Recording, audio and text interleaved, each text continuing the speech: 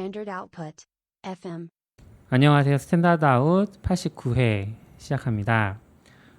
이번 주가 7월 첫 주네요. 벌써 2020년 7월이 됐는데 후원 안내해 드릴게요. 패트리온 정기 후원 한종원님, 황지민님, 이범재님, 변용훈님, 박스텀프님, 윤상현님, 홍반장님, 강성진님, 지훈님, 서지연님, 디쥐님, 전찬주님, 박재권님, 변정훈님, 최준호님, 박혜원우님, 이승균님, 김재현님이 계속 페이트리온 통해서 정기 후원해주고 계시고요.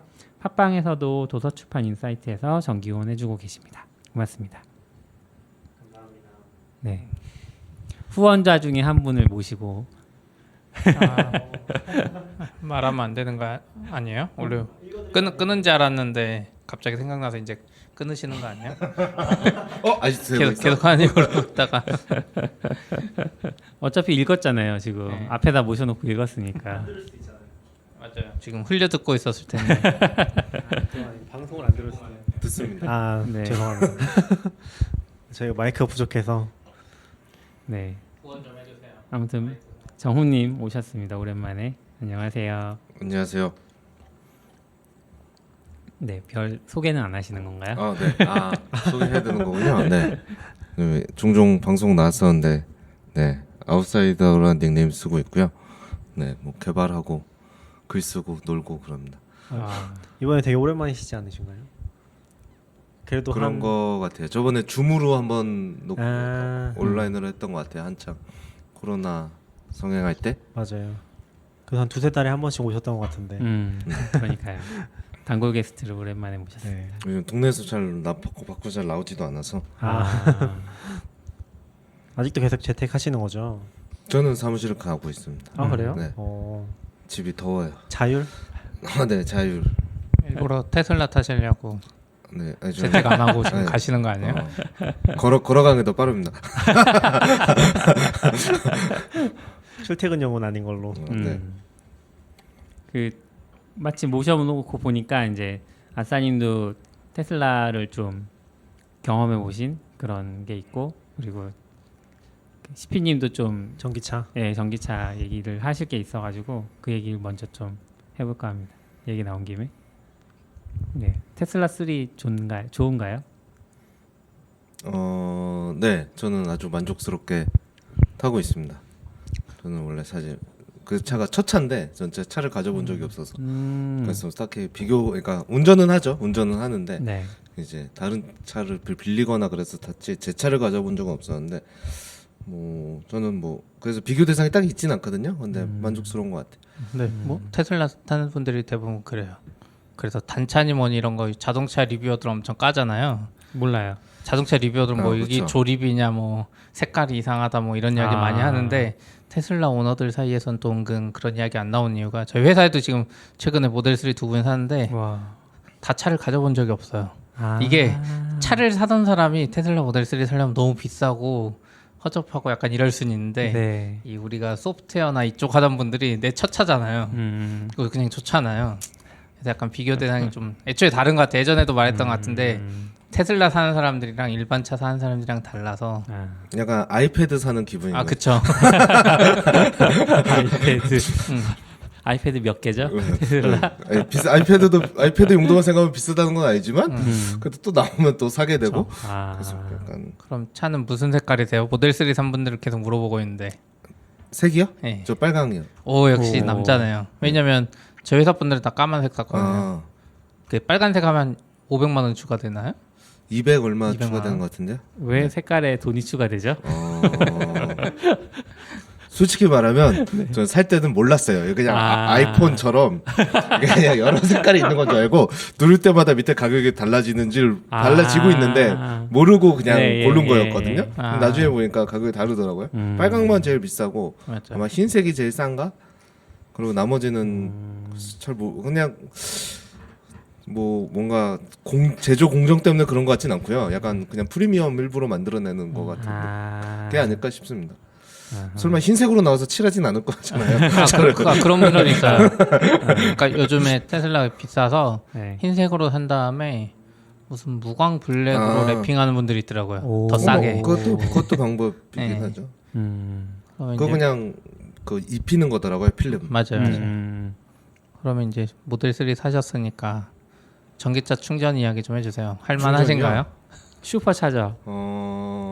제가 얼마 근데 일단은 이제 제가 다른 분들이랑 다른 거는 일단 저는 이제 보통 인터넷 전기차 커뮤니티에서 집밥이라고 하는 집에서나 아니면 뭐 회사 출근해서 그런 데서 충전하는 데는 없고요. 저는 이제 길거리에 있는 거기를만 이용해야 되는 사람인데 저는 일단은 출퇴근에 쓰지 않으니까 네. 주행량이 그렇게 많지 않아요.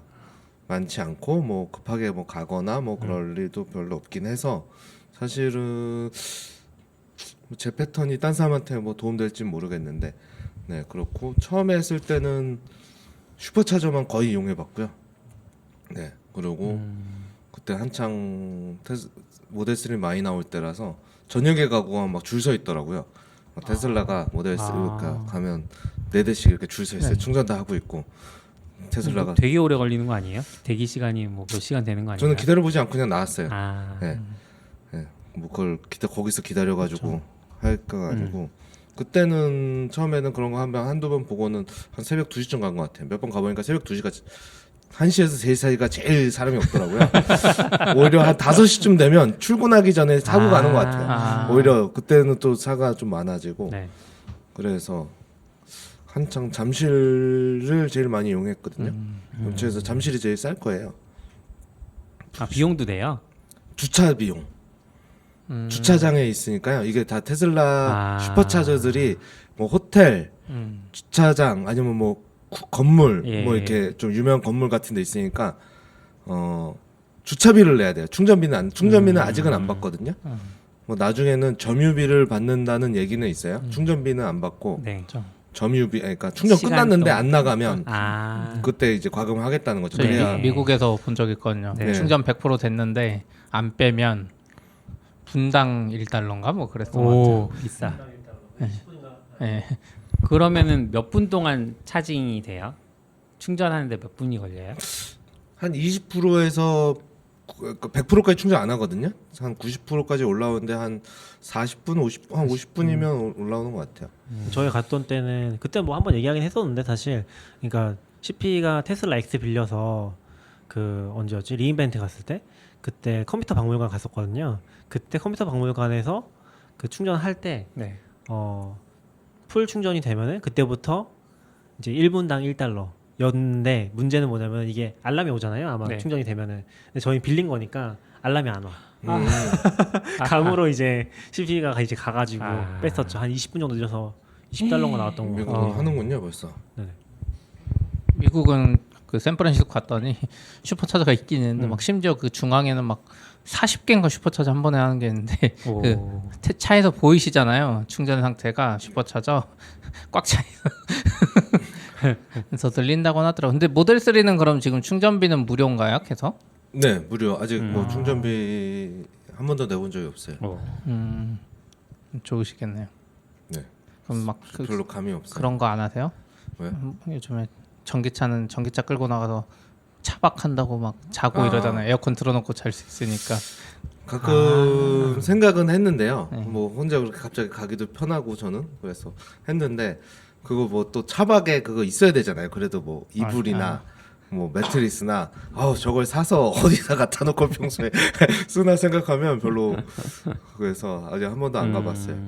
그러면 차는 출퇴근에도 안 쓰시고 거의 놀러도 안 다니시면 사실은 좀 그래도 그냥 산 김에 돌아다니려고 그랬는데 또 코로나 오고 그래서 네. 또 한참은 또 일부러 안 나갔죠. 옛날에는 주말에 카페도 가고 그랬는데 네. 요즘 그러니까 한 3, 4월 막 이럴 때는 가야지 그러려고 굳이 또 요즘 같은 분위기에 굳이 또 나가야 되나? 근데 요즘은 거의 주말마다 나가는 것 같아요. 그냥 아 그래요? 나가서 남양주나 뭐 용인이나 이런 데 가서 카페 그냥 있다가 요즘 집에서 잘 작업이 안 돼서 들어보니까 남양주랑 용인 다 그 데스티네이션 찾아 있는 데로 가시는 것 같은데. 네 그렇죠. 그게 되게 꿀이더라고요. 꿀. 네. 남양주에 가면 탐앤탐스에 데스티네이션 차저 있는 데가 좀 있어요. 네. 그래서 요즘은 슈퍼차저 저 슈퍼차저 안 한 지 한 몇 달 된 것 같고요. 안 해본지 그렇게 그냥 카페는 뭐 일주일에 한두 번이든 계속 가니까 그럴 때 한번 그냥 그런 데 찝어서 간 다음에 하루 종일 있으면 데스티네이션 차저는 점유 비용 같은 건 안 내요? 그냥 일반적으로 만약에 있어도. 없는 네, 걸로 알아요. 안 해요. 근데 물론 충전하러 왔는데 앞 사람이 다 충전한 것 같으면 뭐 전화해서 빼달라고 할 수는 있겠죠. 아, 예. 근데 그냥 봐서 이게 충전됐는지 안 됐는지 잘 모르긴 하거든요. 네. 남의 차.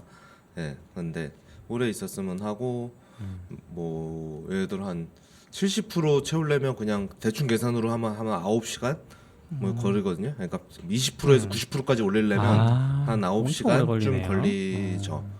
근데 뭐 20%까지 떨어질 일이 그렇게 많지는 않고 뭐 카페 가면 한 4-5시간 있으니까 네. 그런데 가서 이제 차 해놓고 꼽아놓고 그리고 이제 뭐 밥 먹거나 그 코딩 하다가 이제 놀다가 이제 다 충전하면 이제 오는 거죠. 네, 그냥 그렇게 요즘 그냥 그렇게 하면서 충전하는 것 같아요. 차 안에서 할 수 있지 않아요? 누워서 안 돼요? 그래서 꿈을 꾸고 있는데 차에 누워서 카페 와이파이 몰래 쓰면서 그러면은 근데 뭐 그 정도까지 굳이 그지. 네. 그런 걸 체크하지는 않는 것 같긴 한데 근데 데스티네이션 저도 이렇게 써보면 뭐 이마트 이런 데 빼고는 사실 이렇게 뭐 전기차 충전 공간 이렇게 안 해놓은 데가 많아서 네. 사실 가보면 그냥 다 충전이 돼 있어요. 좀 그럴 때 좀 피곤하죠.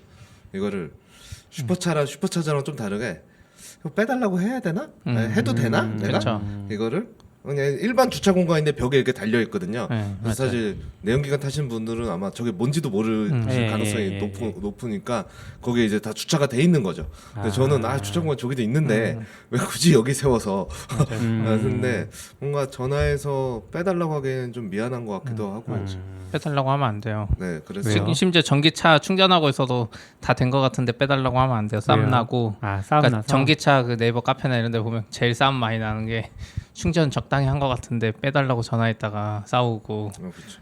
또 90%한 것 같은데 빼라 그러면 나는 100%까지 할 거다 막 이렇게 싸우고 심지어 이제 한국에서 전기차 제일 보급 많이 된 데가 대구랑 제주도인데 네. 제주도는 심지어 그 사고도 한 번 있었어요. 그러니까 약간 나이 드신 분들이 사실 전기차 타기 더 좋거든요. 그래서 그 어르신이 이제 잘 충전해 놓고 있는데 다 됐으니까 막 빼라 그랬나? 그 다음 차가 와서 근데 막 안 빼주고 늦게 빼주고 하니까 뒤에서 기다리고 있다 이제 그 사람 빼러 오니까 이따가 차로 밀어버렸어요. 그 사람을 그 어른을 해가지고 좀 사건 사고 많이 있었죠. 일부러 밀어버렸다고. 그러니까 약간 전기차가 충전기가 부족하면 약간 스트레스가 심해요. 못하는 상태가 되면. 그렇죠, 그렇죠. 네. 그러니까 나 지금 10%인데 여기 충전을 해야 되는데 이 사람이 막 안 빼주고 막 이러면은 어떻게 비유하면 약간 화장실 비슷할 수 있죠. 네.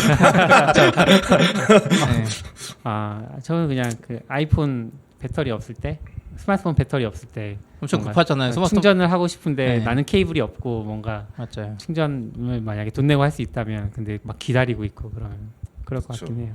근데 이게 뭐 장애인 주차 공간이나 뭐 다른 것처럼 너 왜 여기 세웠어 빼 이럴 수 있는 권한이 나한테 없으니까 보통 그냥 딴 데 서놓고 기다리거나 하고 근데 저도 몇 번 해보니까 데스티네이션이 더 편한 게 슈퍼차저는 40분 50분인데 40분 50분 생각해보면 내가 움직일 수가 없어요. 기껏 해야 화장실 갔다 오거나 카페도 못 가요. 커피에 그냥 왜요? 겨우 왜요? 왜냐면 그러니까 카페 정도는 갈 수 있죠. 근데 가서 뭐 작업하거나 할 수 그 시간은 안 되고. 시간은 아닌 거죠.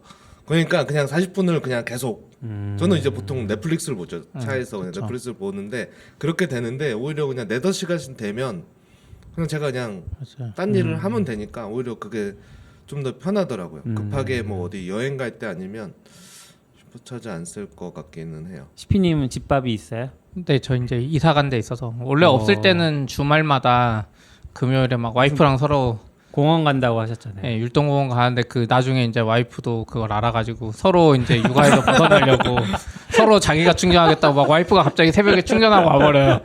나 더 이상 충전 못하게 막 그런 사태가 있었는데 이제 이사 가니까 완속 2개랑 급속 1대가 있어서 이제는 뭐 저 주행 거리가 지금도 한 100km 남았는데 왕복 40km거든요. 회사 네. 출퇴근하면 100km 남아도 충전 안 해요. 그냥 집에 가서 그냥 급할 때 그냥 급속 꽂거나 저녁에 잘 때 한 번 하면 막 새벽 2시에 충전이 완료돼 버리거든요. 심지어 그래서 약간 스트레스는 없고 그래서 보니까 그 아파트 사는 사람 중에 지금 코나가 저 포함해서 2대 있고 모델 3는 3대인가 있어요. 그러니까 이게 충전 다섯 인프라가 대? 있는 아파트다 보니까 사람들이 사는 것 같아요. 더 부담 없이. 그렇겠네요. 5대 충전기 3개면 뭐 네. 넉넉하네요. 네. 그리고 또 이게 전기차 충전기가 제일 안 좋은 주차 공간에 있어야 돼요.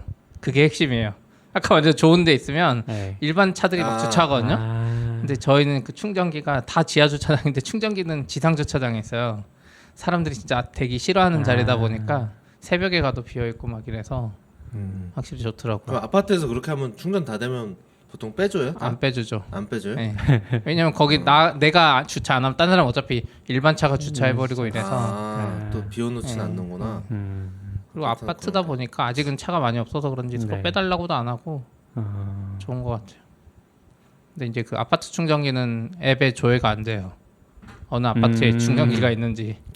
그렇겠네요. 원래는 충전소 조회하는 앱이 있어서 다 보이거든요. 되는 나오는 네, 아파트도 맞아요. 있던데. 그래서 저는 거기 다 나오는 줄 알았더니 저희 아파트 단지에 판교액이 다 있는데 네. 그게 한정 건데 아파트 주민만 쓰는 거라서 딴 사람 올까봐 그런지 안 되더라고요. 설치한 데서 정하나? 그러면은 그 차저로 충전을 하면 그 비용은 어떻게 나가요? 전기 비용? 전기비는 내 거 카드를 내면 거기에 연결된 신용카드로 청구가 돼요. 그러니까 회사끼리 카드를 이렇게 로밍하는 것 같더라고. 맞아요. 네, 그래서 어느 한쪽 거를 카드가 네. 있으면 맞아요. 딱 태그하고 충전한 만큼 이제 카드 나가. 음식물 쓰레기랑 비슷하군요. 네, 맞아요. 근데 신경 안 써도 돼요. 사실 제 것도 그렇고 60kW 풀로 충전하면 10,000원 안 나오거든요. 와.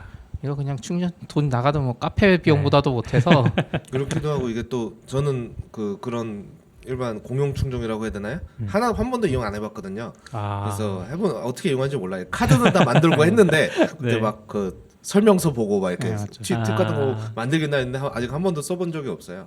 그렇게 한데 그것도 전기니까 시간대마다 다르더라고요. 요금이. 맞아요. 야간 전기는 네. 야간에 충전하면 더 싸고 네. 피크 시간 뭐 여름엔 더 비싸고 와. 뭐 이런 게 다 있더라고요. 그래서 정확히 어느 정도의 얼마가 없고 내가 어떻게 하냐에 따라 금액이 조금씩 달라지는 거예요. 회사별로도 좀 다르다고 들은 것 같아요. 그렇긴 한데 어차피 싸서 이제 어차피 막 싸서? 그거 신경 쓰면서 충전을 그냥 6,000원 나올 거 7,000원 나오고 뭐 이런 거 신경 쓰면은 힘든 거 같아요. 그냥 좀 덜 밟으면 돼 차라리. 그리고 테슬라 좀 궁금한 게 막 공유하셨는데 테슬라 타시는데 막 그래프 하나가 거의 필수더라고 테슬라 오너들은. 네네. 우리 개발자들만 쓰는 그 그래프 하나가 필수는 아니지만 좋죠. 거의 다 하시는 것 같던데. 어. 그거 이야기 좀 해주세요.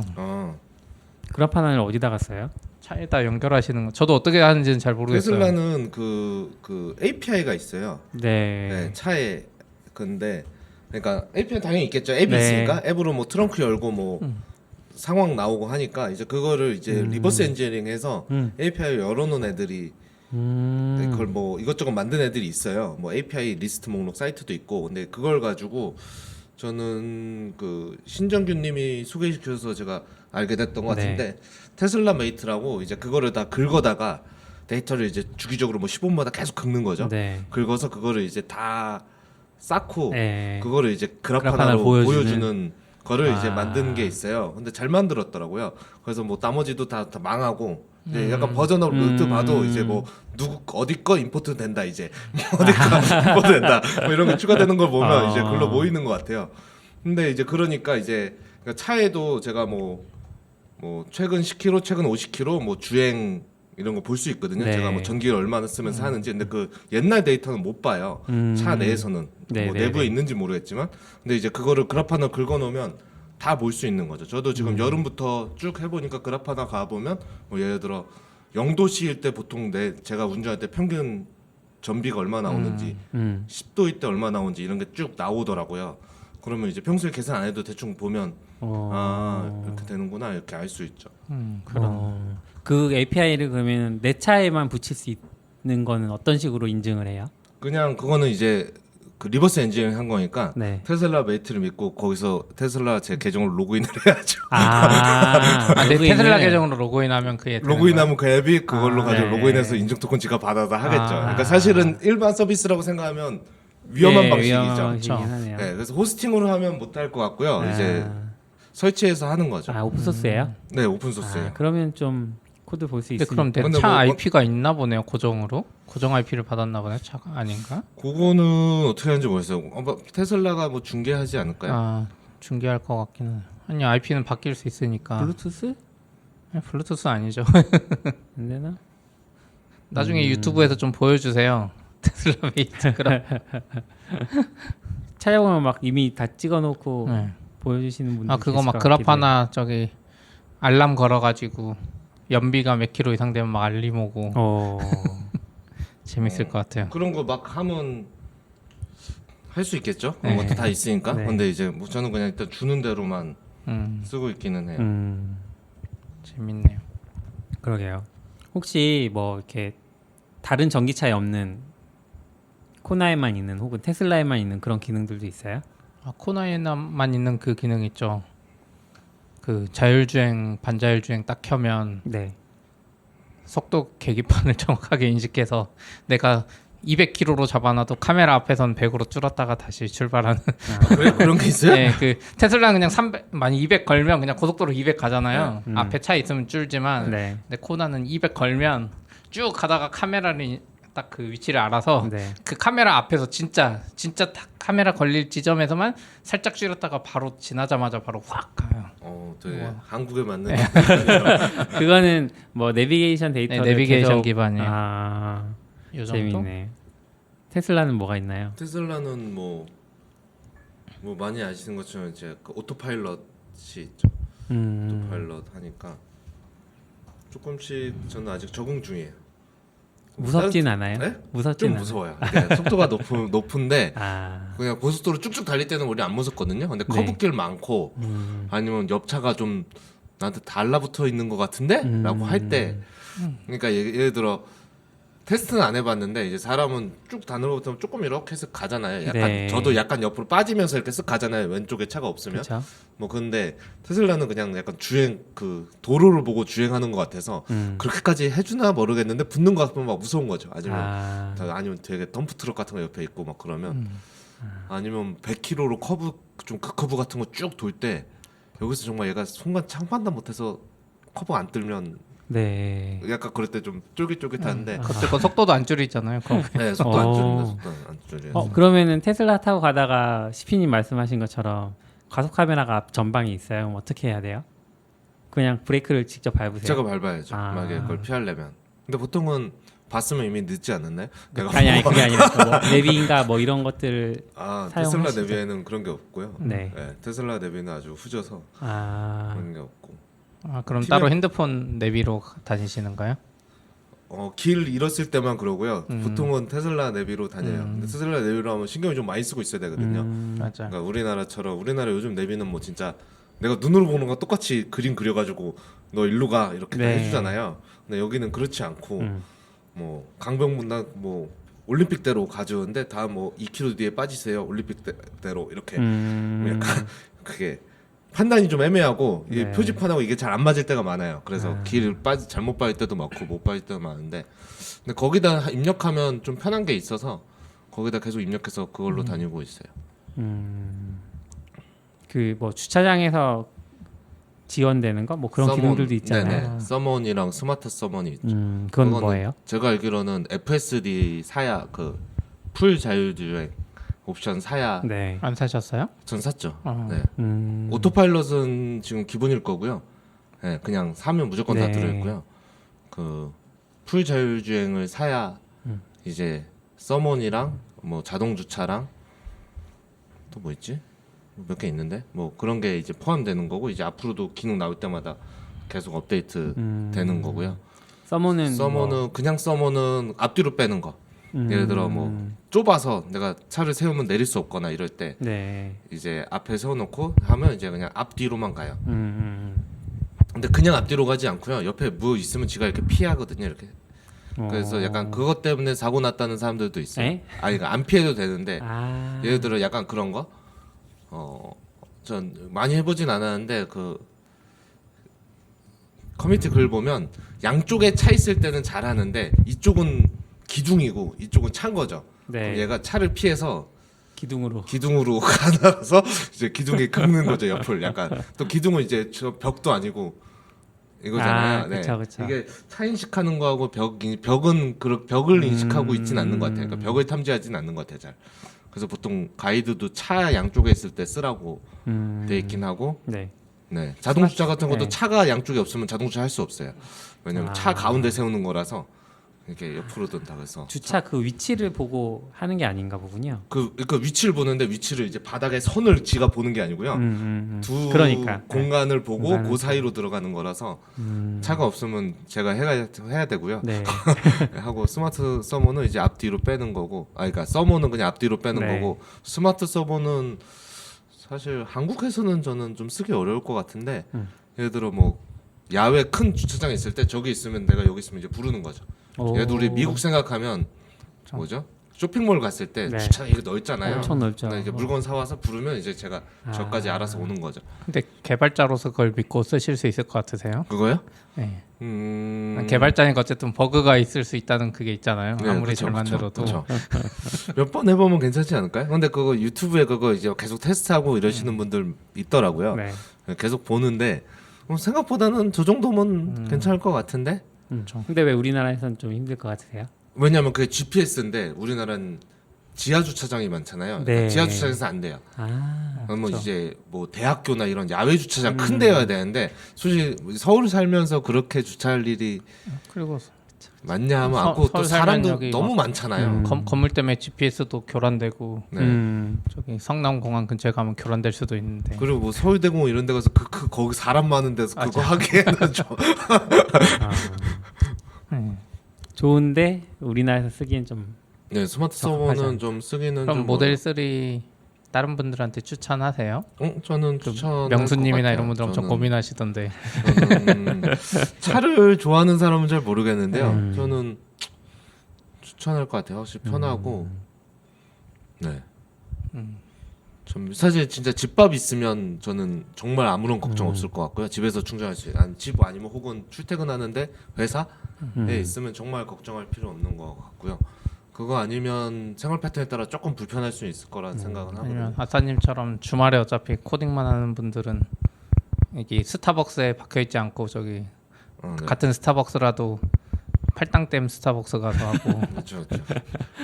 이렇게 자연을 보면서 코딩하는. 와. 근데 그런 데 가면 되게 문필 것 같은데 또 그렇지도 않아요. 막 맨날 테슬라 입고 오고 그럴 것 같은데 별로 그러지도 않아서 그냥 괜찮은데 저는 뭐 추천할 것 같아요. 그래요. 편하고 국내에서 아직 차선 인식 때문에 사고가 난 경우는 없나 봐요. 있었는데 우리가 모르는 거겠죠. 아까도 이제 말씀드렸는데 저희 회사에 모델 3 최근에 두 분이 사셨는데 한 분 차가 이제 산지 아마 2달 안 됐는데 모델 3 이게 언덕에 세워놓고 이제 다시 출발할 때 뒤로 놓고 엑셀을 밟았는데 차가 뒤로 쓱 가서 풍 부딪혔다 그랬거든요. 그러니까 이게 그냥 뒤로 밀림 그게 아니라 꼭 아래 놓은 것처럼 뒤로 움직였다 그래요. 그래서 서비스 센터 맡기고 지금 막 엔지니어들 보고 있다고는 하는데 약간 그런 면들이 좀 있지 않을까 싶어요. 얼마나 가슴 아플까. 그렇죠. 그러니까. 아니 가슴 아픈 것도 그렇고 요즘 서비스 센터 막 유튜브 보면 많이 막힌다고. 그러니까 차가 너무 많아서 서비스 센터가 뭐 한 달 걸리고 막 이런 이야기가 있어서. 그냥 거의 뭐 애플도 그랬었나 옛날에 그쵸. 뭐 AS 잘 안 들어왔는데 네. 우리나라 처음 맞아요. 도입됐을 때 딱 그 상황인 것 같은데 아. 차는 고치는 것도 훨씬 오래 걸리니까 그렇죠. 훨씬 힘들겠죠. 아, 그러니까 진짜 애플이랑 비슷한 것 같아요. 애플도 뭐 리퍼해주는 거 너무 좋고 맥북도 맡기면 막 며칠 있다 주잖아요. 잘 안 고쳐지면 이런 감성으로 맞는 것 같고 이제 기존의 현대차나 이런 거 익숙하신 분들은 말도 안 되는 것 같고. 세워놓은 거 누가 받으면 알림도 오던데. 아 그래요? 오. 좋네요. 원래 그거 뭐 그 아이나비에서 제일 비싼 거 막 거의 90만 원짜리 내비에 네. 막 SKT 통신 모듈 달아야지 그런 거 되거든요. 법격으로 알림 오고 이런 거. 월 비용도 내야 돼요. 네, 그러니까 그런 건 좋네요. 근데 저는 이걸 제 차에서 테스트 못 해봤으니까 네. 유튜브에서 봤거든요. 네. 누가 이제 네. 옆차가 나가면서 쿡 음. 하면서 이제 범퍼가 거의 나갈 정도로 하니까 알림이 왔더라고요. 근데 새벽이라서 못 보고 그냥 오고 아, 전화도 왔는데 못 받고 그냥 했는데 전화는 무슨 전화예요? 그 사고 낸 사람이 낸 사람이 전화를 한 거죠. 전화를 했는데 그것도 못 받고 뭐 새벽에 누가 전화해 이러고 했는데 네. 나중에 보니까 이게 뭐야 하고 내려갔는데 충격이 가해졌으면 이런 거 왔는데 저 아는 사람도 테슬라 얼마 전에 누가 주차해서 받았는데 자기는 알림이 안 왔다는 거야. 근데 실제로 뭐 제가 사도 못 봤지만 눈으로 보기에는 꽤 세게 받았는데 자기 안 와서 왜 넌 알림이 없고 그래서 그런 얘기 내가 불안해. 난 오나? 나도 안 오면 어떡하지? 막 이런. 모델 3 이야기 이 정도. 네. 나중에 또 재밌는 거 있으면 알려주세요. 네. 그러게. 유튜브로 초대해서 그래프 하나를 봐야 되는데 그러네. 아니면 모델 3 앉아서 이거 가지고 녹음하시죠. 믹스프리로 차박으로 거기 앉아서 네. 조금. 저번에 테슬라 있는 사람들끼리 네. 페이스북 라이브 했을 때 한 분이 하셨었어요? 네. 어. 몇 분 해서 그 누구지? 원티딜의 황미건님이 네. 네, 해가지고 한 5분 미국에 계신 분 2분인가 이렇게 해서 했는데 한 분이 그때 테슬라에서 녹음하셨죠. 우린 테슬라에 그 옹기종기 앉아서 좁지만 재밌을 것 같아요. 네. 그리고 다음 깃허브 장애가 있었나요? 기톱은 맨날 장에 있지 개발 안 않나요? 하시나요? 뭐 때문에 야근하시는 거죠 요즘? 월요일 날 있었. 네 저- 월요일 날 되게 크게 있었죠. 마침 월요일 날 네. 코딩 안 하던 때라. 그래요? 월요일 날 나는 왜 일을 안 했지? 월요일 날 퇴근 시간쯤에 네. 있었고 거의 한 3시간 이상 안 됐어요. 어. 안 됐고 제 생각엔 지금 저희는 그 이후로 아르고 CD에서 에러가 나고 있거든요. 아르고 CD가 GitHub SO가 돼 있는데 거기서 지금 뭔가 비정상적인 접근이라고 에러 나는 게 있어요. 그 이후 깨졌다는 거죠? 네네. 근데 뭐 딱히 달라진 게 없어서 이제 그쪽에 뭔가 문제가 있지 않나라고 해서 티켓을 열었는데 답이 아직 안 오더라고 하나씩 나는데 약간 플레인 낮아서 아무튼 이제 뭐 그런 상황이고 뭐 장애를 겪고 있죠 요새 계속. 얘기하신 것처럼 빈도가 늘었죠. 그렇죠. 빈도 늘은 것 같아요. 실제로도. 무슨 웹사이트에 스테이터스 게이터인가 거기서 블로그 글 쓴 거 있어요.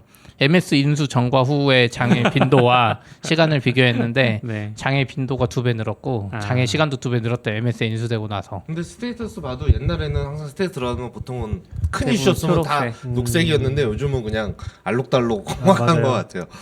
이게 그 님블 인더스트리인가? 이게 재밌는 게 뭐냐면은 이게 이 글이 나온 게 이번 장애를 겪고 나온 게 아니에요. 4주 전에 나온 거거든요. 그러니까 이미 그런 낌새가 있었고 근데 마침 어제 또 겪었는데 그래서 이게 겪으면서 이 글이 해커뉴스에 위로 올라왔었거든요. 잠깐 동안. 근데 뭐 우리도 방송에서 체감되는 그 장애가 늘어가지고 그런 얘기 한번 한 적 있잖아요. 뭐 그런 거 MS 같기도 인수되고 해요. 나서 네. 그 무료화하고 나서 특히 더 심해졌고. 뭐 그때는 이제 농담처럼 얘기했던 네. 거죠. 근데 이게 또 그런 게 있잖아요. 뭐지? 사실 뭐 장애의 원인은 여러 가지 있고 내부에서 뭐 하는지 모르지만 사실 깃허브이 뭐 최근에 갑자기 사용자가 엄청 늘거나 이러진 않았을 것 같다는 제 생각에서는 사실 가만 놔두면 장애 안 되는데 자꾸 지금 뭘 바꾸고 있지 않나? 근데 뭐 리팩토링을 한다거나 뭐 시스템을 확장한다거나 자꾸 그러면서 장애를 뭐 그런 작업을 하고 있는 게 아닐까? 일어나는 걸 보면 사실 가만 놔두면 그 얼마나 오래 돌아간 시스템인데 그렇죠. 장애가 나겠어요? 기능적으로도 조금씩 추가하고 뭐 그런 부분들도 힘들지 않을까라는 생각도 드네요. 저희가 요즘 겪어보니까 가만히 놔도 장애가 나긴 그래요? 나죠. 왜냐면 너무 잘 되면 데이터가 많아져서 DB가 문제잖아요 일반적으로. 그렇죠. 그래서 뭐 그런 요소가 조금 있지 않나 싶은데 이제 기덥 장애 나면 원래 개발자들 휴가라고 좋아하잖아요. 저희 회사도 그날은 개발자들 엄청 일찍 퇴근했어요. 근데 문제는 그날 하필 문제가 있어서 지금 빨리 배포해야 되는데 이 그 기덥스 뭐 이런 거의 단점이에요. 우선 도커 이미지를 빌드해야 되는데 서클 CI가 트리거를 기덥에서만 받으니까 서클 CI는 멀쩡해도 도커 이미지를 못 구워요. 기덥에 트리거를 못 주니까. 로컬에서 빌드하면 되잖아요. 로컬에서 빌드가 생각보다 안 돼요. 그래서 어떤 분이 로컬에 빌드하면 된다고 자기 거에 딱 빌드했거든요. 안 되고 뭐 npm 뭐 깔다가 일어나고 저도 이게 이상한데 꼭 로컬에서 빌드하면 안 되는 게 있어. 물론 찾을 수는 있는데 평소에 애초에 그거를 연습 안 하잖아요. 그렇죠. 네, 그러다 보니까 거의 100%안 돼요. 안 되고 뭐 상황에 따라서 뭐 예전에 뭐 제 전 회사에서는 이제 그런 상황에서 로컬에서 빌드를 했는데 푸시를 하려고 했는데 요새 KT 망 얘기 계속 하잖아요. KT 망 속도가 안 나와. 40kB 2시간 걸린대. 그럼 기억나시나요? 그런 케이스도 있었고.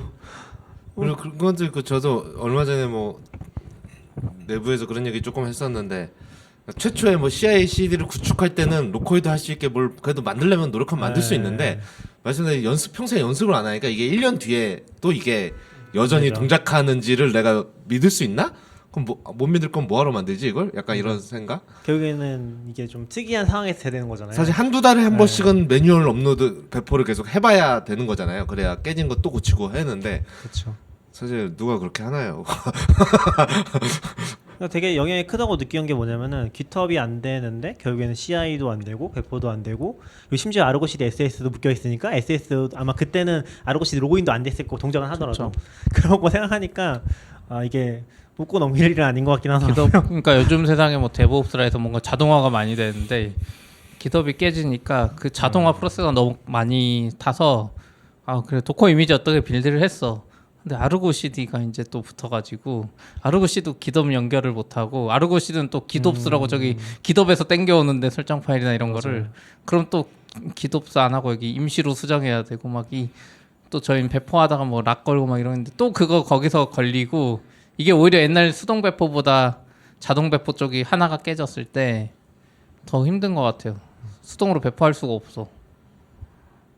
근데 또 다른 측면에서 말하면 사실 이게 GitHub 장이라서 그렇지 AWS 장이었으면 뭐 어차피 손 놓고 있을 수밖에 그쵸. 없긴 하잖아요.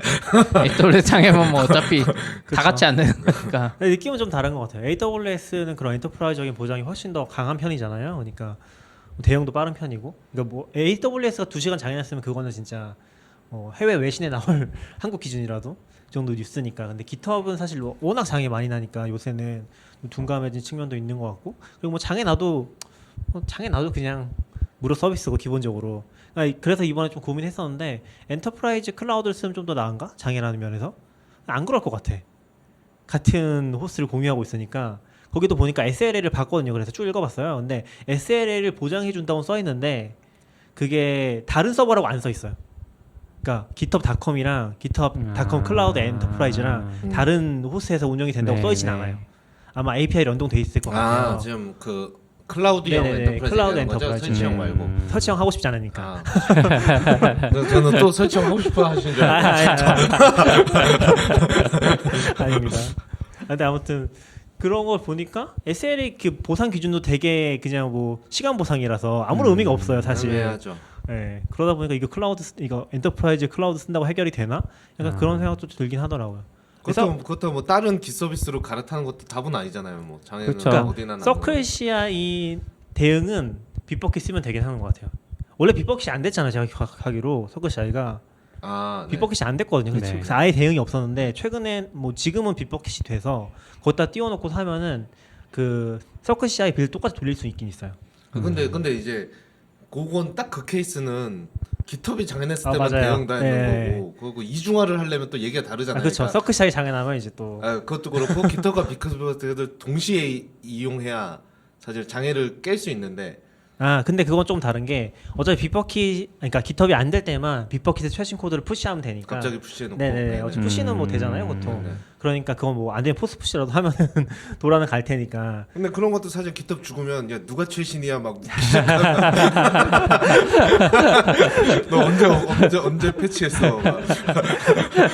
그럴 수 있긴 하죠. 하도 되게 맞아요. 피곤해서. 뭐 미러링 하는 게 사실 좋긴 한데 미러링까지 좀 힘드니까. 근데 그렇게 하면 진짜 말 그대로 끝도 없으니까 얘도 미러링해서 이중화하고 서클 CI도 사실 서클 CI 죽었을 때 뭐 트라비스 연결하고 이렇게 하면 완전 거미줄처럼 되면 정말 좋은데. 그렇죠.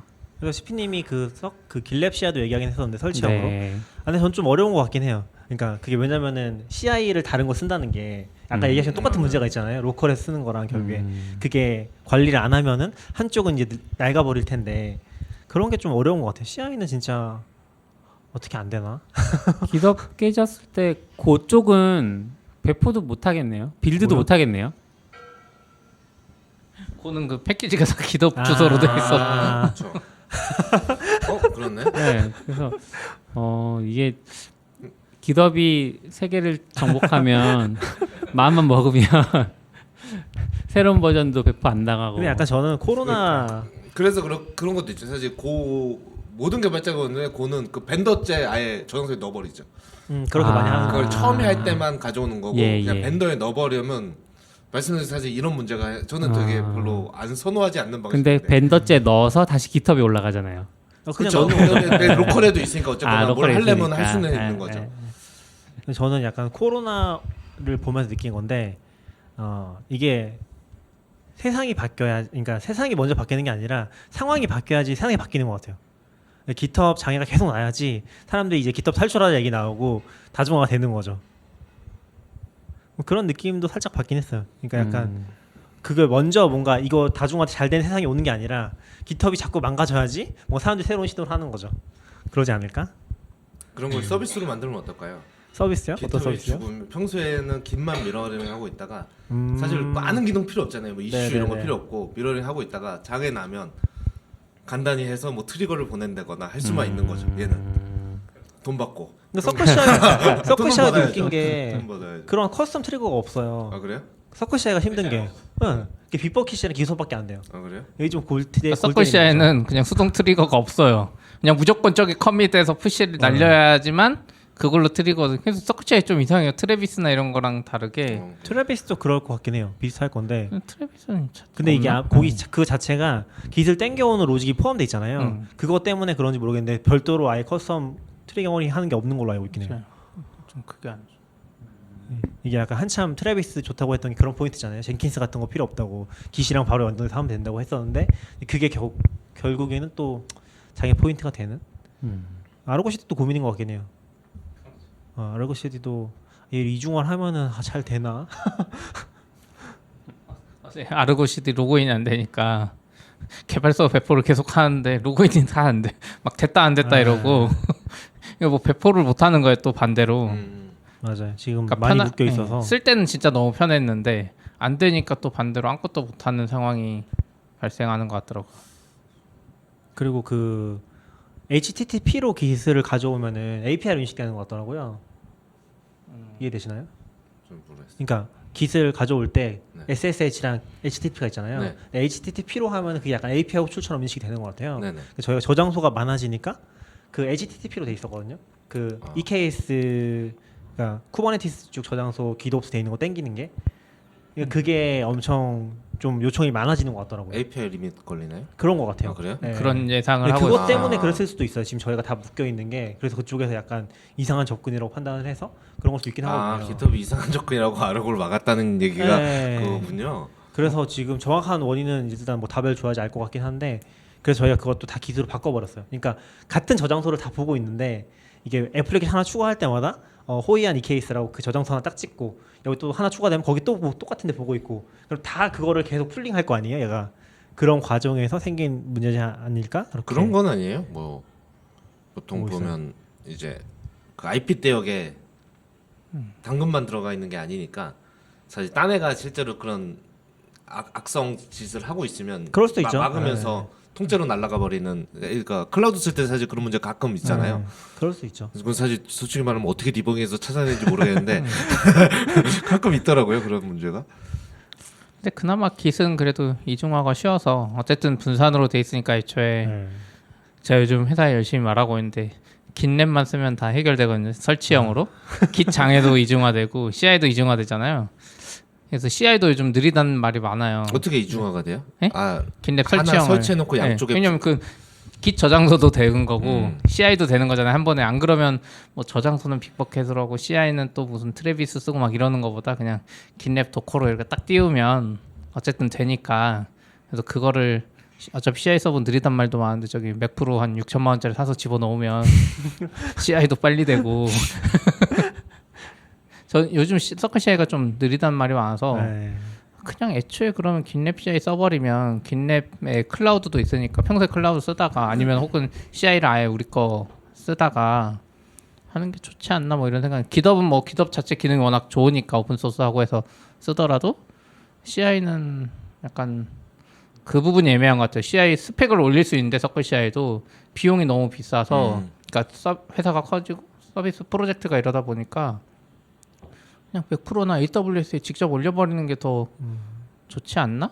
왜냐면 서클 CI도 스펙이 몇 개 안 돼요. 은근 최근에 많이 추가되긴 했는데 그런 거? 서클 CI는 셀프 호스팅 워커 같은 거 없나요? 없어요.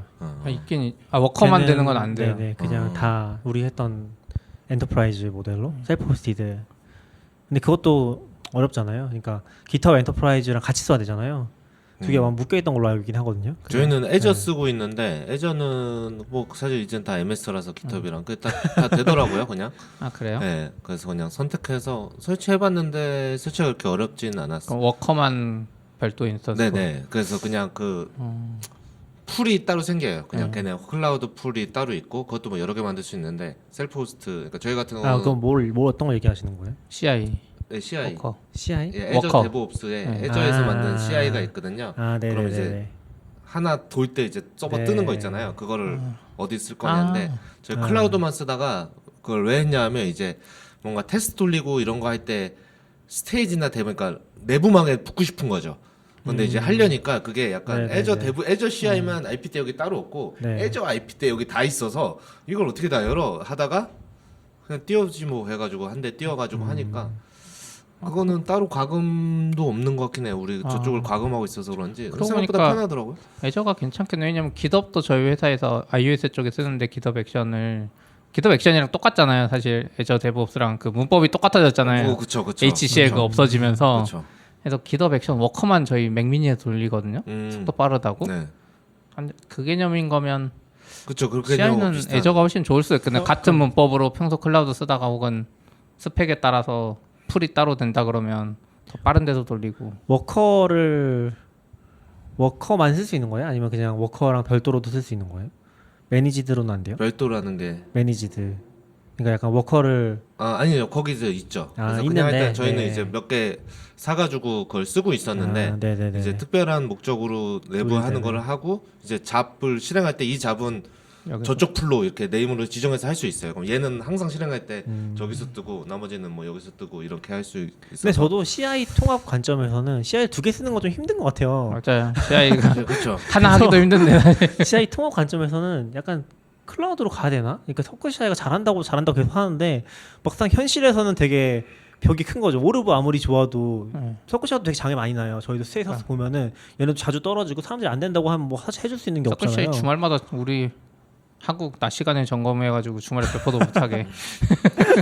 그래서 저는 들었던 생각이 약간 클라우드에 있는 거 뭐 AWS든 애저든 그런 걸 쓰면은 얘네는 사실 리전 다중화가 다 자동으로 따라오잖아요. 이 리전 떨어져도 급하면 딴 쪽에 갔다가 띄울 수 있잖아요. 그렇죠. 그래서 그게 더 낫지 않나라는 생각도 살짝 들긴 하는 것 같아요. 하나로 통합한다면은. 이제 서클 CI 망하는 건가요? 근데 서클이 너무 잘 되고 있다고 하니까 투자도 그래요? 잘 받고 잘 된대요? 투자 엄청 많이 받았을걸요? 뭐 그게 어떤 의미인지 모르겠지만 최근에 아마 꽤 잘 나가는 걸로. 근데 저는 약간 개인적 그냥 그런 걸로 막 이렇게 서버 띄우고 막 이런 거 S3 이런 거 다 또 클라우드 막 들어가잖아요. 그런 거 거부가 없는데 약간 그 배포 도구가 걔네 거로 거기에서 약간 마음의 장벽이 있어요. 여기까지 다? 이거 약간 외부를 좀 써줘야 될 것 같고 막 이런. 저한테는 아직 그러니까 뭐 거기도 있잖아요. 뭐 코드 빌드, 뭐 코드 디플로이 네, 이런 거 있죠, 있잖아요. 있죠. 그거 네. 써도 되는데 왠지 거기 좀 저는 개인적으로 정이 안 가요. 맞아요. 저도 AWS 건 사실 정이 안 가고 다른 건 다 괜찮은데 코드 빌드나 뭐 깃 그런 건 뭔가 정이 안 가고. 애저 좋아요. 애저 그거 거 새로 CI는 되죠. 그 네. 깃허브 액션 써보니까 그 개념도 좋아서. 애저 좋습니다. 애저로 갈까요? 애저 애저는 근데 애저 근데 권한이나 이런 게 좀 짜증나요. 애저 권한이랑 그 빌링 계정 너무 짜증나요. 리소스 만들 때마다 빌링 계정 막 따로 붙여서. 뭔가 빌링이 어렵더라고요. 그러니까 뭔가 이렇게 약간은 우리가 만들었는데 처음에 만드니까 그냥 개발자를 만들잖아요. 이거 빌링을 이제 네. 그 실제 돈 내는 사람한테 인보이스를 보여주고 싶은데 그거 한 6개월 걸린 것 같아요. 맨날 다운받아 줘요. 실패. 보이나요? 안 보여요. 보이나요? 안 보여요. 이거 어떻게 보여지는 거지? 다 눌렀는데도 안 되고 막.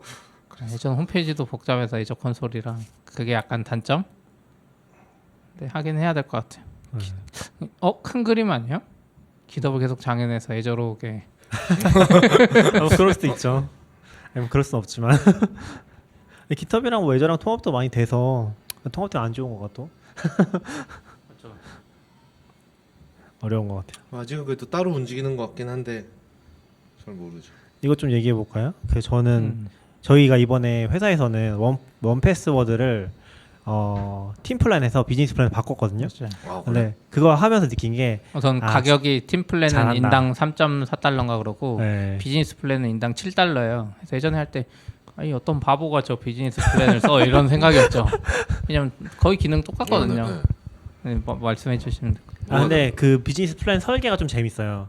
그러니까 팀 플랜을 써도 되는데 비즈니스 플랜에 들어가면 좋은 게 뭐냐면은 그 팀에 묶여 있는 사람들 있잖아요. 그 사람들에 대한 제어를 할 수가 있어요.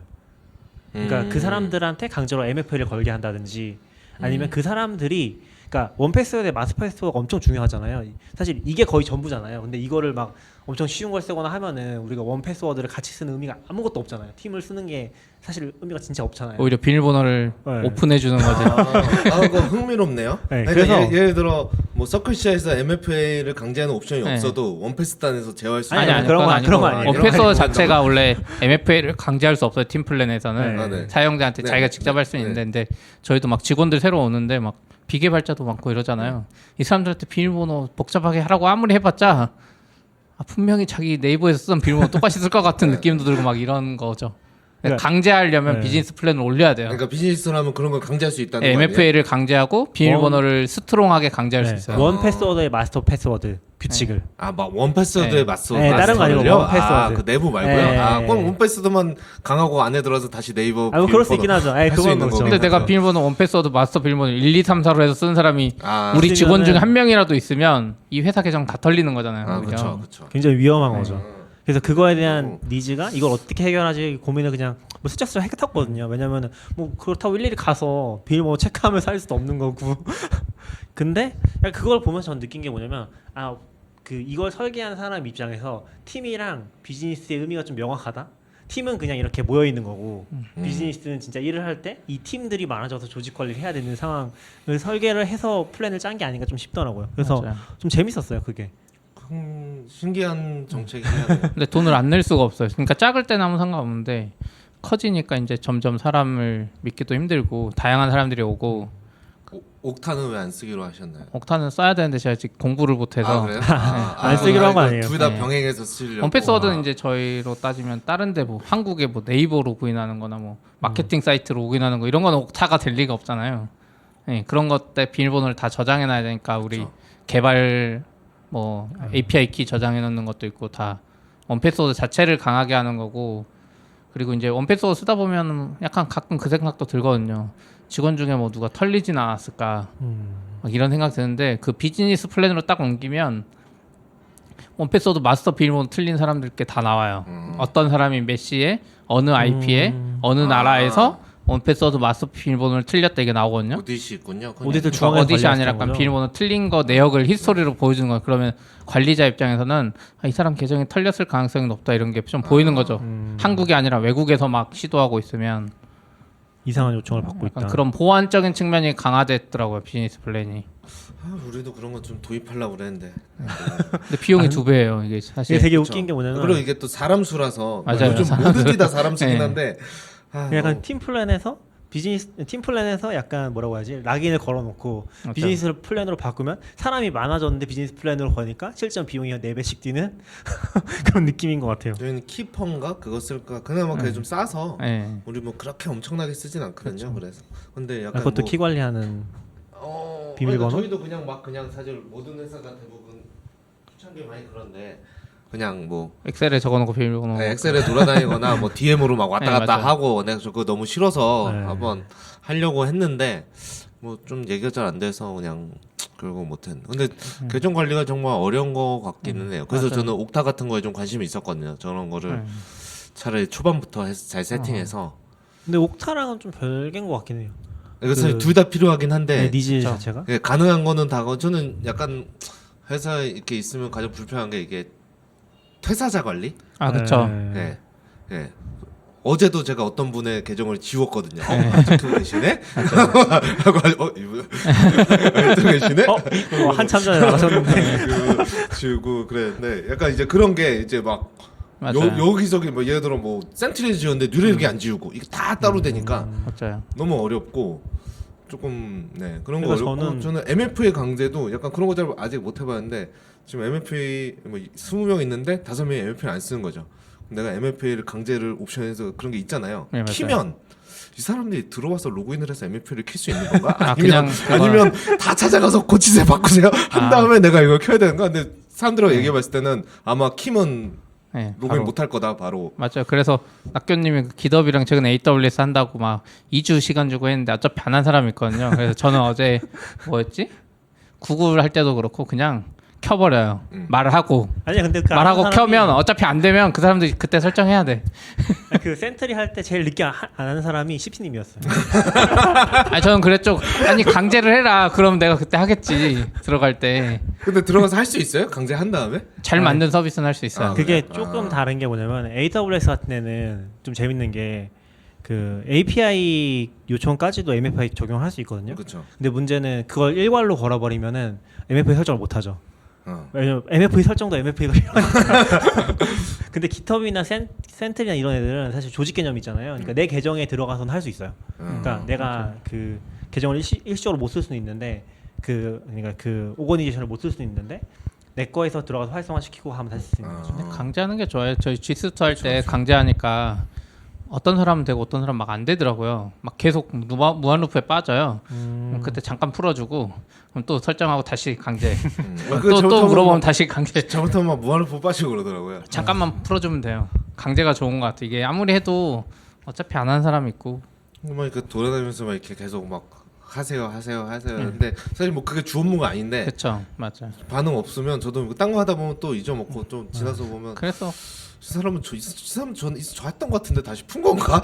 약간 이런 생각도 들고. 근데 약간 그게 저는 딱 느낀 게 뭐냐면 이게 한 모르겠어요. 기준이 한 50명 넘어가면서 한 것 같긴 한데 옥타가 진짜 필요한 것 같긴 해요. 그러니까 저희가 지금 하는 것 중에 하나가 AWS 계정을 이제 분리하려고 좀 보고 있긴 하거든요.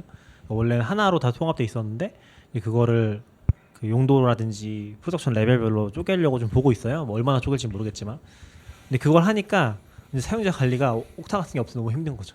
그렇죠. AWS 다 아니더라도 뭐 액티브 디렉토리든 네. 뭔가 종합 관리가 필요한데 비슷한 것 같아요. 신규 입사자가 막 가끔 들어오는데 신규 입사 들어오면 G수트 만드는 건 어쩔 수 없다 해도 막 슬랙, 노션, 네. 뭐 센트리, 기섭, 데이터도 막 엄청 많아요. 근데 또 문서 만들어야 돼. 예, 막 하루 동안 내 시간이 다 가고 그리고 또 퇴사하면 이거 막 빼다가 하나 빼먹고 약간 그런 포인트가 생기는 것 같아요. 그래서 옥타 안 해주시면 나 못하겠다고 AWS. 그래. 아, 옥타가 좋은지 모르겠는데 아무튼 이제 그런 솔루션 SS 아까 솔루션이 여기서 예, 그거를 이제 정리한 거 어디서 보여주셨는데 옥타가 완전 그냥 탑 리더더라고요. 네. 나머지 애들은 그냥 다 밑에 있고. 그러니까 저 옥타가 보니까 너무- 많이 쓰는 게 옥타랑 원 로그인. 네, 맞아요. 니즈가 비슷한 것 같아요. SS도 되고 아마 그 기존 LDAP랑 연동도 할 수 있고 자기네 맞아요. 자체적으로 LDAP 프로토콜 되고 그런 걸 지원하는 것 같아요. 안 써봐서 정확히 모르겠지만 그래서 그런 걸 지원해 주는 게 아마 옥타랑 올로그인이라는 거 많이 쓰는 것 같고 근데 이제 압도적으로 잘 나가는 상장까지 했더라고 잘 몰랐는데 저는 사실 그거를 웃긴 게 투자 사이트에서 봤거든요. 그래서 CP가 뭐 그런 거 비슷한 거 있다고 얘기하다 보니까 그거라고 하더라고요. 네, 옥타가 사실 저 비용 구조가 좀 이상해요. 아 그래요? 옥타 저도 보면서 이해가 안 되는 게 그거예요. 싱글 사인온은 인당 $3, 뭐 MFN은 인당 $5 막 이래가지고 옥타 엄청 비싸요. 원패스워드 뭐 비용 돈도 아닌 것 같더라고요. 뭐 기능마다 그게 프라이스가 인당으로 붙는 거예요. 아 이거 뭐 모르겠는데 아직 개념도 모르겠는데 이거 막 잘 계산해봐야 되는 것 같아요. 해서 페이스북에 물어봤는데 아직 그래? 진짜 그 관리자로서 써본 분이 아직 사람은. 없는 것 같아서 그래서 저는 빨리 써보시길 기대하고 있어요. 그냥 저는 그런 것도 궁금하거든요. 이미 내가 뭐 센트리나 이런 거 다 쓰고 있는데 네. 갑자기 옥타를 이제 뭐 돈을 떠나서 쓰기 시작하면 이게 되게 고통스럽지 않게 아 옥타 지배하로 다 넘어갈 수 있나? 아니면 뭐 이걸 뭐 다 근데 이거 옮겨가는 게 너무 고통스럽잖아요. 되게 재밌는 포인트가 있는 게 옥타만 쓴다고 해결되지 않아요. 그래요? 그러니까 뭐냐면 아까 비즈니스 플랜이랑 팀 플랜 얘기했잖아요. GitHub이랑 옥타를 연동시키려면은 GitHub 엔터프라이즈를 써야 돼요. 아 그래요? 네.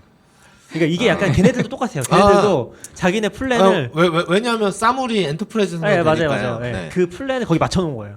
이런 통합 솔루션 쓰려면은 여기 이제 이것도 여기만큼 올려라. 맞아요. 근데 실제로 다 같이 이거 단합 아닙니까?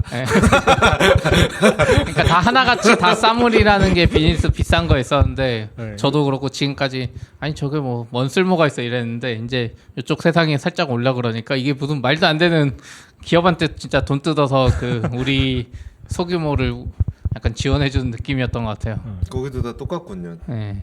지금 익숙하지만 처음 기탑 할 때도 막 하다가 에이 기탑 유를 써? 네. 그러고 딱 결정했는데 나 생각해보니까 뭐 트라비스도 유를 써야 되고 뭐 코드 커머니도 유를 써야 되고 뭐 다 유료. 아 그러네요. 네, 그때 막 이게 그냥 이거 한 20불 얘기가 아니었구만 이런 네. 생각했었는데. 그래서 그쪽 시장이 확실히 잘 된 이유가 그것 때문인 것 같아요. 아까 옥타도 상장하고 미국 쪽에 특히 소프트웨어로 B2B 하는 회사들이 상장 많이 했잖아요. 돈도 잘 벌고 오히려 네. 상장도 더 빨리 해요. 데이터독도 그렇고 그게 약간 그 돈이 되는 시장이라 그런 것 같아요. 한국은 좀 애매한 게 한국은 그런 애들 각각을 쓰기보다 그 중간에 솔루션 회사들이 비슷한 거 만들어 그래서 자기 거에 완전 엮어놓고 만약에 그거 이제 바꾸고 싶으면 그 금융권 하듯이 차세대 프로젝트를 띄워서 그냥 다시 또 처음부터 새로 만들고 약간 그런 구조인 거 아닌가? 저도 그때 찾아보면서 좀 느꼈던 게, 그러니까 일본에는 또 옥타 비슷한 것들이 국내용으로 나온 것들이 몇 개 있긴 하더라고요. 한국에는 못 봤던 것 같긴 한데 그런 거 좀 재밌었고, 그리고 이제 그거 쓰기 싫다. 그럼 이제 남은 대안이 LDAP 쓰거나, 액티브 디렉토리. 네, 아니면 Azure AD. Azure AD가 그나마 좋은 게 이제 온라인으로 관리할 수 있는 거. 아 맞아. 이게 좀 웃긴 게 AWS의 LDAP은 온라인으로 관리를 못 하거든요. 그러니까 AWS 액티브 디렉토리 하면 액티브 디렉토리 그쪽에 띄워줬잖아요. 여기 사용자 추가하려면 API를 내가 어떻게 뭐 개발을 해서 하든지 아니면 액티브 디렉토리에 사용자 추가를 위한 윈도우 인스턴스를 새로 띄워야 되더라고요. 지금 윈도우가 놀면서 하나 떠 있는 애가 있어요. 사용자 추가하려고. 뭔가 이상해. 네. 그래서 그걸 하려면은 옥타 같은 거 안 쓰고 하려면은 Azure AD를 쓴 다음에 거기랑 SSO를 붙이는 거죠. 근데 거기에 이제 편의 기능 같은 거 없는 거죠. 예를 들면은 CP님이 봤던 것 중에 하나가 AWS 클라이언트 VPN 있잖아요. 근데 뭐 기억나실지 모르겠는데 그 예전에 우리 VPN 쓸 때도 레디우스 서버 붙여가지고 인증 서버 하나 더 놨었거든요. 근데 거기에 MFA 하려고. MFA를 하려고는 아니었고 그래요? 인증 자체가 있고, 아. 근데 거기에 MFA를 하려면은 레디우스가 필수인 거죠. 맞아요. AWS 클라이언트 VPN은 안 되고. 근데 그거를 이제 Azure AD 써도 아마 그런 거는 레디우스 서버 설치를 해야 되는 것 같더라고 직접. 근데 옥타 같은 애들 해주는 것 같아요. 그러니까 자체적으로. AWS 클라이언트 VPN 저희도 쓰는데 이게 엄청 중요한 거잖아요. 근데 애한테 VPN을 붙이려면 그 레디어스 서버라는 게 필요하대요. MFA. 예. 네. 근데 프리 RTOS에 뭐 어떻게 깔아야 된대요. 따로 또 그거 MFA를 위해서. 이건 또 어떻게 깔아 막 하고 있는데 최근에 이제 AWS가 뭐 지원해주면서 만약에 네가 옥타를 쓰고 있으면 그러니까 레디어스 서버 없이 옥타가 다 해준다. 그 MFA를 클라이언트 VPN 붙여줬을 때. 해서 그것 때문에 사실 계속 알아본 거였어요. VPN에 MFA를 걸고 싶은데 무슨 듣도 못한 레디어스 서버를 내가 깔아야 되나. 전 들어는 봤는데 약간 느낌이 어떤 느낌이냐면 LDAP만큼 약간 쓰기 싫은 오래된 서버 같은 느낌이었거든요. 무슨 말인지 아시겠죠? 근데 또 재밌었던 게 옥타가 잘 나가긴 하는 것 같은 게 원패스워드도 지원되는 게 뭐 있었죠? 옥타랑 온로그인이랑 액티브 디렉토리 세 개가 원패스워드 그 비즈니스력도 붙어요. 계정을 추가 안 해줘도 돼요. 원패스워드에서. 그러니까 또 좋네. 그래서 딱 붙어 있는 게 얘네가 잘 나가는 애긴 하구나. 아니 그거 다 하고 나면 신규 입사자 한 명당 한 나중에 100달러 들어가는 거 아니에요? 더 많이 들고 월. 네, 월. 소프트웨어만. 네. 그럴 수 있죠. 근데 사실 그런 결정이 어려운 것 같아요. 근데 약간 이게 또 사실 뭐 $100가 큰지 안 큰지 뭐 모르겠지만 저는 이제 뭐 파운더나 그 C레벨이 아니니까 대부분의 회사가 그런 것 같은데 쓸데없는 이 계정 가지고 내가 이걸 하는 게 좀 너무 짜증 나는 거죠. 맞아요. 사실 우리 비즈니스 꼴도 아니고 뭐 아닌데 이걸 가지고 맨날 뭐 회의하고 뭐 고쳐보고 그래도 짜증 나고 하는 게 사실 뭐 이럴 바에는 그냥 한 사람당 한두. 근데 사실 막 직원이 100명, 200명 되면 금액이 확확 불어나니까 조금 말하기 어렵긴 하죠. 근데 근데 저는 반대인 것 같아요. 직원이 100명 되면은 못해. 안 쓸 수가 없는 것 같아요. 아 그래? 우리가 기존에 좋은 것들을 포기하고 뭐 기존에 엑셀로 하거나 그렇게 하는 거 아니면은 그냥 이 어쩌면 솔루션을 쓰고 있는 거잖아요. 걔네랑 다 붙어 있기 때문에 안 이게 쓸 수가 없다는 설득이 거죠? 더 쉬워지는. 아 그래? 물론 뭐 거기서 안 쓰겠다고 아니요. 어쩔 수 설득이 없는데. 더 어려울 수 있는 게 직원이 100명이 막 $100 곱하면 엄청 막 1억이 보일 수 있는데 직원이 한 3명일 때부터 해놓으면 그냥 3만 원입니다 하면서 적용할 수 있잖아요. 근데 그쵸, 이게 나중에 못 바꿔 어차피 이거. 저도 100명 되면 힘든 게 왜냐면 아니 그거 없이도 왜냐면 그 사람들 그 결정할 사람들은 그때 불편하지 않은 사람들이거든요. 그렇죠. 그리고 수많은 계정을 다 쓰지도 않을 거고 그러다 보니까 아니 저 계정 추가해달라고 그냥 말만 하면 그쵸. 해주는 건데. 근데 약간 그 CP님 생각이 맞다고 느끼는 게 뭐냐면은 그렇게 생태계가 좀 최적화된 것 같아요. 얘네가 비즈니스 B2B로 돈을 버는 방법. 그러니까 깃허브이 돈 못 벌 것 같은데 이런 거 보면은 연동하려면 엔터프라이즈 쓸 수밖에 없네라고 하는 순간에 아 얘네가 락인되어 있는 회사들이 로부터 돈을 좀 벌겠구나라는 느낌이 오는 것 같거든요. 그런 게 좀 큰 것 같아요. 맞아요. 그래서 큰 기업들에 감사해야 합니다. 뭐죠? 갑자기 구글 이런 애들이 깃없으면서 얼마나 돈을 많이 받쳐주고 있겠어요. 후원 말고. 우리 왠지 슬랙도 그거 따로 있을 것 같은데. 아, 슬랙도 뭐 있는 것 같더라고요. 노션도 있고. 그러니까 옥타 하면 노션, 슬랙. 그 제가 페북에 물어본 걸 보면 그 김종현님인가?